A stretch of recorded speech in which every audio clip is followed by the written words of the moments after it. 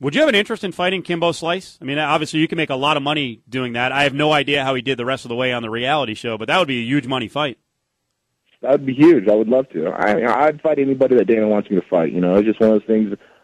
My main goal right now is to get a light heavyweight title around my waist. When I was the light heavyweight champion, I defended 5 consecutive times. No other light heavyweight has even came close to that, and I want to get in those shoes again. So, after having my back surgery, I think now that I'm kind of like picking everything up and just going slowly but surely getting back to that stage, whoever they put against me, I'm down to fight. I just want to make sure that I'm at the same level as I am right now, and as time comes on, I'm going to get better and better and better. Hey, one thing on the back, you got the back surgery. How much, can you put it into words, like how much different it feels now that it's fixed versus the way it was the last couple of years? Well, just think of it this way. It seems like someone was stabbing you in the back with an ice pick. Well, the ice pick got taken out, and someone went in and cleaned it up and made it brand new. All right. That's what it feels like. I have leg strength again. I could run. My timing's a little off, but, I'm starting to pick it up week by week now. But it's just one of those things you got to kind of shake off the ring rust. So let's start it out by fighting Forrest Griffin. All right, good deal. Hey, what was the deal with the run-in with the homeless guy a couple weeks ago? Oh, you guys got to see that. Check this out. I'm a kid who came from the streets. I actually, my parents are drug addicts, man. I lived in motels, cars. I came from nothing. I put myself through school. I worked 2 jobs, and this homeless guy comes up to me and says, "Hey, man, can I have some money?" And I looked at him, and he was a clean-shaved guy. His beard looked like it was controlled. I looked at him, I go, "Why are you begging for money?" He's like, "Oh, I'm not begging for money." I go, "Yeah, you're begging for money." I go, how come you don't have a job? He goes, "Oh, well, I can't get it right now." I go, "So you're being lazy?" And I believe, there's 90% of the people across the United States who work hard for their money. Why would I give somebody who's going to sit there and beg for money if he ain't going to go out and try to get a job? If he can work as hard as he can begging for money, well, maybe he should do the same by going out and getting a job, looking for, washing cars, washing windows. That's what I did. I've done those things to get there. So why am I going to give somebody my hard-earned money to someone who's lazy and doesn't want to get a job? That's just my view. Just because I came from nothing. I have nothing to fall back on. I don't have rich parents. I have nothing. I have myself, and that's it. And I worked my butt off to get where I am today.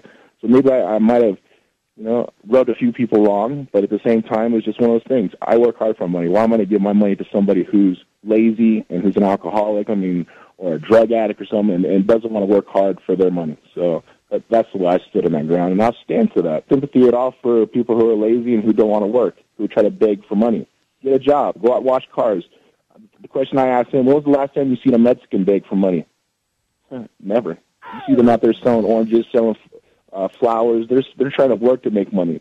And all of a sudden you got guys who are begging, and people talked bad about me. They said, "Oh, Tuz should have been so hard on that guy." Well, maybe that guy should have worked harder on getting a job prior and working now and not trying to beg for money. One of the first things I thought of, because it was up on TMZ, because then the guy's like going at it with you, and he's questioning your street cred. He's like, "Well, you don't look like you came from the streets." I was like, this is like a plant. I think TMZ set this up for you to fight this guy. No, I think, all those paparazzi, they always do something like that. They want to see the reaction of what people do. I don't really think they think that I would react the way I did. Another reason I react the way I did, because, I've worked hard for what I got right now. I've came from nothing, and I achieved a lot.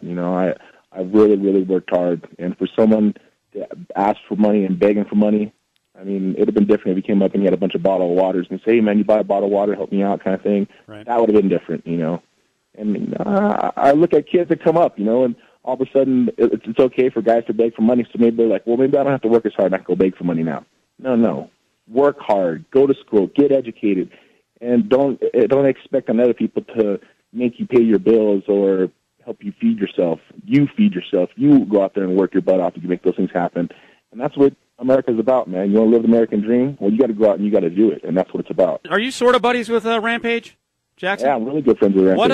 What do you think of? It's really kind of turned against him. Obviously, now you know this. You were in a beef with Dana for a long time. It's kind of turned against him, and the reality show isn't making him look any better. So, can you explain to people what's going on with Rampage? I don't think anyone's angry with the guy for trying the movies, and if he can make money doing that, God bless him. But boy, he is coming off just awfully on the show with this. I'm not a coach, and he's not Just doesn't look like he's helping the guys. Or do you explain it? I know, on The Ultimate Fighter, he's not a coach. Yeah. He's a fighter. He's a kid who came from the street, and he's fighting to survive right now. He's in survival skill right now, or survival mode right now, and that's all he understands. And he's not a coach. I mean, you look at when I did season 3, I came from a wrestling background. I was an assistant wrestling coach, a head wrestling coach at a high school and a junior college.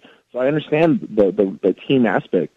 Rampage never came from that. Rampage started his career with me. He was a part of Team Punishment before he even fought in UFC. When he fought Pride, he was a part of my team, and I used to have to press him. I used to have to push him because he never wanted to bring the best out of him. And all of a sudden, when he went on his own, he understood that, the only way to survive is to work super hard. And that's how he became the world champion, by working super hard. Well, now he has another opportunity to not really do the physical stuff because he doesn't want to fight at the age of 46 like a Randy Couture or anything like that. He wants to make sure that he's settled for him and his family. I know he has 5 or 6 kids that he has to take care of. So he has a lot of mouths to feed, and it's about his family. And he's in survival mode right now. That's what Rampage, he's really going by, is taking care of himself. But, I don't agree with some of the decisions he's made with UFC because they've taken care of him so well. I know Dana White's taken care of him very well. So I think it's a mistake on his part where there's a lot of people around him who are just talking in his ear, telling him this is the way it should be, this is the way it should be. And I think he should have listened to Dana a little more. And but, I support Rampage either way. If he becomes a superstar and a theatrical career, which would be great for him, I wish the best for him either way. Hey, Tito, we appreciate it. Congrats on getting the main event status. I don't know if I like this new Tito. He's very down the middle. You stroke Dana and Rampage there. You need to be a little more. I like the old polarizing. He was tough on lazy homeless guys. So there he goes. I know. You know what, man? I had the bad boy image for so long. I just had twin boys.